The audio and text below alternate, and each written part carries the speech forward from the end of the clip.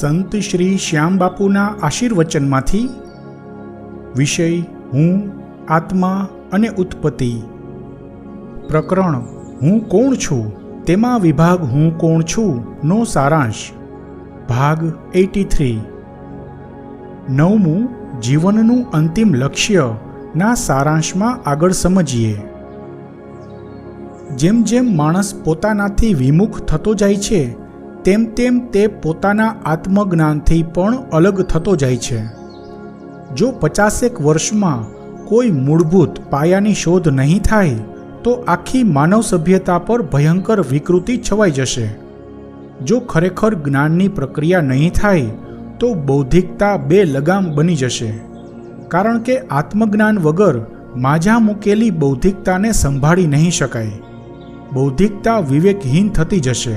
ટેકનોલોજીને વિકસાવનાર વૈજ્ઞાનિકો પણ તે ટેકનોલોજીને સંભાળી નહીં શકે. અત્યારે 60-70 વર્ષથી ટેકનોલોજીનો જે વિકાસ થઈ રહ્યો છે તે ત્યાર પહેલાંના જ્ઞાનપૂર્વક થયેલા આવિષ્કારોની દેન છે. હવે એ જ્ઞાનની ગંગા અટકી ગઈ છે. તેથી 50-60 વર્ષથી કોઈ વૈજ્ઞાનિક પહેલાંની જેમ જ્ઞાનના વાદળો સાથે જોડાઈ નથી શકતા, કનેક્ટ નથી થઈ શકતા. ટેકનોલોજી તમને મદદરૂપ થાય છે તેનો મતલબ એ કે તમે પરતંત્ર થતા જાઓ છો.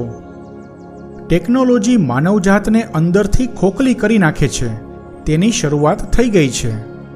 ભૌતિક વિકાસ અને ટેકનોલોજી બાહ્ય પરિવર્તનો લાવી શકે, અંતરમાં ન પહોંચી શકે અને માણસને પણ પોતાના અંતઃકરણ સુધી પહોંચવા ન દે. માણસ પોતાના જ અંતઃકરણથી વધારે ને વધારે દૂર થતો જાય છે, વિમુખ થતો જાય છે. જે પાવરફુલ હાથોમાં ટેકનોલોજી આવી જાય તે માણસ વધારે પાવરફુલ બની જાય, તે સર્વોપરી બની જાય. આવા સર્વોપરી બની બેઠેલા પાવરફુલ ગણ્યા ગાંઠિયા માણસો બાકીના બધા લોકો પર, આખી માનવજાત પર સત્તા ભોગવે છે. આ સત્તા દરેક માણસોના માનસિક જગત પર સત્તા ભોગવવાની વાત છે. તે પાવરફુલ માણસો ધારે તે રીતે માનવજાતને વિચારવા માટે મજબૂર કરી શકે છે અને કરે પણ છે. સુખ સુવિધાઓથી માણસોની જિંદગી આસાન બની છે. માણસ ઝડપથી પ્રગતિ કરી શકે છે, તેથી વિકાસ દર વધ્યો છે. પરંતુ માણસ આત્મજ્ઞાનની બાબતમાં કંગાળ થતો જાય છે. બીજી વાત એ કે જેનામાં લાયકાત નથી, જેની યોગ્યતા નથી, તે લોકો સુખ સુવિધાના સાધનો વાપરીને આળસુ થતા જાય છે, કામચોર થતા જાય છે, અથવા તો તેનો દુરુપયોગ કરતા થઈ જાય છે. તેના ઉદાહરણો આપ્યા હતા. જેનામાં જ્ઞાન તો ઠીક, જેનો બૌદ્ધિક આંક પણ નીચો હોય છતાં સમાજની સાથે તે બધાને પણ વિકાસનો લાભ તો મળે જ છે. ખરેખર આવા લોકોને લાભ તો ઠીક, હાનિ વધારે થતી હોય છે. ઉચ્ચ વર્ગના લોકોનો બૌદ્ધિક આંક તો વધી શકે છે, પરંતુ આ બધા લોકોના વિચારો પર પોતાનો કાબૂ હોતો નથી. ઉચ્ચ વર્ગ કે નીચો વર્ગ તે જ્ઞાતિભેદની વાત નથી, બૌદ્ધિક સ્તરની વાત છે. ધીમે ધીમે બધા લોકોની વિચારોની પેટર્ન પણ બદલાઈ જતી હોય છે. સાયકોલોજીમાં જેને સોશિયલ કન્ફર્મિટી કહેવાય તે સિદ્ધાંત લાગુ પડે છે. તેના વિશે સમજાવ્યું હતું.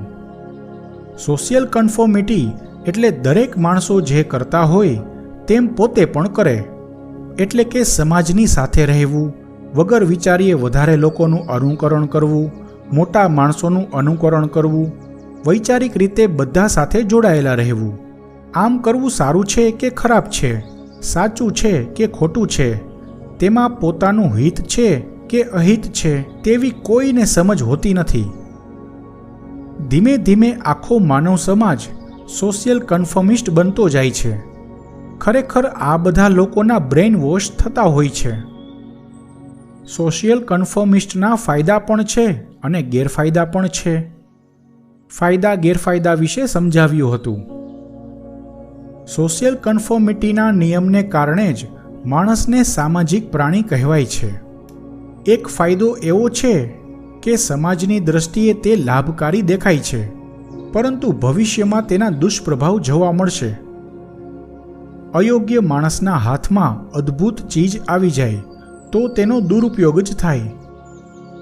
સમાજમાં સંતુલન ત્યારે જ જળવાય જ્યારે યોગ્યતા મુજબ ઉપભોગના સાધનો ઉપલબ્ધ થાય. કોઈ પણ માણસ કોઈ પણ ચીજ વાપરી શકે છે, પરંતુ તેનું વિવેકભાન પણ જોઈએ. વિચારો કઈ રીતે આરોપિત થાય છે, વિચારોની પેટર્ન શું ભાગ ભજવે છે, તે બધા વિશે ઉદાહરણો આપી સમજાવ્યું હતું. ઉપભોગ કરવો કે દુર્વ્યય કરવો તે વિશેના ઉદાહરણો આપી સમજાવ્યું. જે ચીજનું જ્ઞાન ન હોય, સમજ ન હોય, તે ચીજ વાપરી તો શકે, પરંતુ તેનો ઉપભોગ ન થઈ શકે.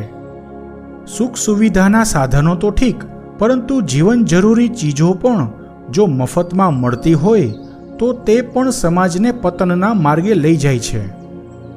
સોશિયલ કન્ફર્મિસ્ટ લોકોની પોતાની સ્વતંત્ર વિચારધારા હોતી નથી. પોતાના હિત અહિત વિશે પણ વિચારી નથી શકતા. આવા લોકોને કોઈ બુદ્ધિગમ્ય કારણો પણ સમજાય નહીં. ન્યૂઝ ચેનલો, અખબારો વગેરે દ્વારા સામૂહિક રીતે જે ચીજનો જેટલો વધારે પ્રચાર કરવામાં આવે, લોકો વગર વિચારીએ તેવું કરવા પ્રેરાય છે, તેમ કર્યા કરે છે. આ વાત કોઈ એકલ દોકલ માણસની નથી, આખે આખી માનવ જાતની વાત છે. આવા અનુકરણો ગુલામોની પ્રથા હતી, તેના કરતાં પણ વધારે ખતરનાક સાબિત થાય છે, તે ઉદાહરણ આપી સમજાવ્યું હતું.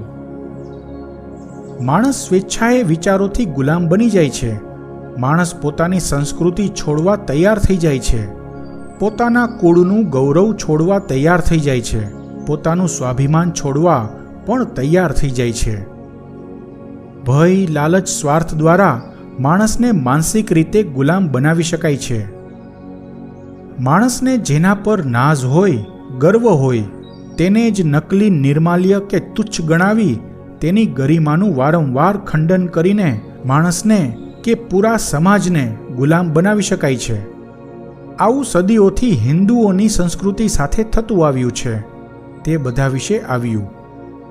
પોતાની જીવનશૈલીની વાત હોય કે પૂરા સમાજને લગતી વાત હોય, પણ આવી ઘણી વિકૃતિઓને સમાજ સુધારાના નામે સ્વીકારવામાં આવતી નથી. તેના અમુક ઉદાહરણોમાં સ્ત્રી શક્તિની વાત આવી, નવા જમાનાના ટ્રેન્ડની વાત આવી, લગ્ન પ્રથાની વાત આવી, લગ્ન જીવનની વાત આવી, જનરેશન ગેપની વાત આવી. નવા જમાનાનો કે હાઈ સોસાયટીનો આ ટ્રેન્ડ છે, આ હિન્દુ સંસ્કૃતિ નથી. અંગ્રેજીના ગુલામ માણસો બાળપણથી પોણી જિંદગી આ રીતે ગુલામી કરતા ગુજારે છે. ત્યાર પછીની બાકીની આખી જિંદગી મરે ત્યાં સુધી ફાર્માસ્યુટિકલ કંપનીઓને તગડા પ્રોફિટ કરાવે છે. ભણેલા ઉચ્ચ વર્ગના બ્રેઇન વોશ થયેલા આવા લોકોની જિંદગીની વિકાસ યાત્રાનો આવો કરુણ અંજામ આવતો હોય છે. આવા લોકોને જિંદગીનો ઉદ્દેશ્ય શું છે તે કઈ રીતે સમજાય? આવા વિકાસશીલ જમાનાનો બેહુદો ટ્રેન્ડ છે, તેના અમુક ઉદાહરણો આપ્યા હતા. આવા માણસો કયા એંગલથી પોતાની જાતને સુધરેલી માનતા હશે? પહેલાં કહ્યું તેમ સદીઓથી હિન્દુ સંસ્કૃતિની અવહેલના થતી આવી છે. તેથી કહેવાતા સુધરેલા માણસો પોતાની જ સંસ્કૃતિ પ્રત્યેનું ગૌરવ ગુમાવી ચૂક્યા છે. ધીમે ધીમે માનવજાત એ હદે માનસિક ગુલામી તરફ ધકેલાઈ રહી છે કે મનુષ્યની ઉન્નતિને બદલે તેનું અધઃપતન થતું જાય છે, છતાં તેને તેની જાણ પણ નથી થતી. આ વિકાસશીલ દુનિયામાં માણસનું બૌદ્ધિક સ્તર તો ઊંચું આવતું જાય છે, પરંતુ જ્ઞાનના સ્તરમાં કોઈ ખાસ સુધારો નથી થતો. બીજાઓના અનુકરણ કરવામાં, બીજાઓને સારું લગાડવામાં માણસ વિચારોથી ઓશિયાળો થઈ ગયો હોય, તે માણસ પોતાના જીવનનું અંતિમ લક્ષ્ય કઈ રીતે રાખી શકે? આવા બધા કારણોથી સુખી થવાની ભરપૂર કોશિશ કરતા માણસો બિચારા ભરપૂર દુઃખ ભોગવતા હોય છે. માણસ ભૌતિક જિંદગીને પણ સમજી શકતો ન હોય, સુખ શાંતિથી જીવી શકતો ન હોય, તો જીવનના અંતિમ લક્ષ્ય વિશેનો બોધ તો ક્યાંથી હોય? હિન્દુ સંસ્કૃતિ એક મહાન સંસ્કૃતિ છે. તેના અમુક ઉદાહરણો આવ્યા. આવી મહાન અને જ્ઞાનસભર પોતાની હિન્દુ સંસ્કૃતિ પર ગર્વ થવો જોઈએ. તેને બદલે સુધરેલા સભ્ય સમાજના હિન્દુઓને પોતાની સંસ્કૃતિ પર શરમ થતી હોય છે તે તેના માટે શરમની વાત છે. જીવનનું અંતિમ લક્ષ્યનો સારાંશ પૂરો થયો. 10મું, થોડું વિશેષ. હું, આત્મા અને ઉત્પત્તિનો પહેલો વિભાગ હુંની ઓળખ વિશે છે. તેમાં જે 1 થી 5 કક્ષાઓ છે તે જ્ઞાનની કક્ષાઓ કહી શકાય, કારણ કે માણસના જ્ઞાન મુજબ તેનો સ્વભાવ, જીવનશૈલી, વિચારોની પેટર્ન બનતી હોય છે. વિચારો, ધારણાઓ, માન્યતાઓ તેના અસ્તિત્વની ખોજ ન કરી શકે. 5 કક્ષાઓ દ્વારા પોતાની સાચી ઓળખ મેળવી શકાય તો જિંદગી સરળ બને, સંસારમાં અને આધ્યાત્મમાં પ્રગતિ થઈ શકે. આ કક્ષાઓ દ્વારા માણસ જ્ઞાનના કયા સ્તર પર જીવન ગુજારે છે તે પણ જાણી શકાય. આત્માની જિંદગીને આગળ વધારી શકે છે કે પછી કર્મબંધનમાં બંધાઈને જન્મોજન્મના ચક્કર ચાલુ રાખે છે. નિયમ પ્રમાણે જોઈએ તો ભૌતિક જિંદગીના 27 જન્મો પછી અંતિમ રૂપાંતરણ શક્ય બને છે. તેમાં પહેલી કક્ષામાં 10 જન્મો, બીજી કક્ષામાં 8 જન્મો, ત્રીજી કક્ષામાં 4 જન્મો, ચોથી કક્ષામાં 3 જન્મો અને 5મી કક્ષામાં 2 જન્મો. આ રીતે 27 જન્મોનું એક ચક્કર પૂરું થાય છે, જેને આત્માની જિંદગી કહેવાય. જો માણસ તટસ્થ રહીને પોતાનું આત્મનિરીક્ષણ કરી શકે તો આત્માની જિંદગીમાં પોતે ક્યાં સુધી પહોંચ્યો છે તે અંદાજિત જાણી શકે. પોતાનો આ વર્તમાન જન્મ કેટલામો જન્મ હશે તેનો અંદાજ લગાવી શકે. જોકે 27 જન્મોનો નિયમ જળવાતો નથી. અનેક જન્મો વધી જ જતા હોય છે. તે જ્ઞાન અને કાર્મિક ઉર્જા પર આધારિત હોય છે. વિભાગ હું કોણ છું નો સારાંશ પૂરો થયો. આ સાથે વિભાગ હું કોણ છું સમાપ્ત. સંસાર પ્રત્યે આસક્તિનો અતિરેક જન્મોના ચક્કર ચલાવે છે. આખી જિંદગી ભક્તિ કર્યા પછી, સત્સંગ કર્યા પછી જ્યારે ગડપણ આવે છે ત્યારે સમજ આવે છે કે સંસાર પ્રત્યે આસક્તિ તો હજુ છે જ, અને આવી સમજ પણ ક્યારેક કોઈકને જ આવે છે. દરેકને તો એવી સમજ પણ નથી હોતી. બધા તો ભ્રમમાં જ જિંદગી પસાર કરે છે અને ભ્રમમાં જ જિંદગીનો અંત આવી જાય છે. જિંદગી ભર દબાવેલી સાંસારિક વૃત્તિઓ, અતૃપ્ત ઝંખનાઓ ગઢપણમાં વધારે જોર પકડે છે. આત્મજ્ઞાનનો આભાસ થયો હોય, આત્મજ્ઞાન ન થયું હોય તેથી સમજ પણ નથી હોતી કે આ દુઃખ શા માટે ભોગવવું પડે છે. જ્યાં સુધી જ્ઞાન નથી ત્યાં સુધી કર્મોની સમજ પણ નથી. એટલે કે પોતાને એમ લાગતું હોય કે પોતે અકર્તા ભાવથી કર્મો કરે છે, પરંતુ દરેક કર્મો કર્તા ભાવથી જ થતા હોય છે. કારણ કે ભાગ્ય ભોગવતી વખતે, દુઃખો ભોગવતી વખતે અકર્તા ભાવ કે નિષ્કામ ભાવ નથી રહી શકતો. કારણ કે બાહ્ય જ્ઞાન છે, ઉપર ઉપરની જાણકારી છે, અંતરમાં તો સંસાર પ્રત્યે આસક્તિ છે. તેથી કર્મબંધન તો લાગશે જ. કર્મબંધન છે તો જન્મો જન્મના ચક્કર પણ છે. સંતો કહી ગયા છે, કર્મોની ગતિ અતિ ન્યારી હોય છે. આવતા અંકથી હું, આત્મા અને ઉત્પત્તિનો વિભાગ બીજો, આત્મા શરૂ થશે.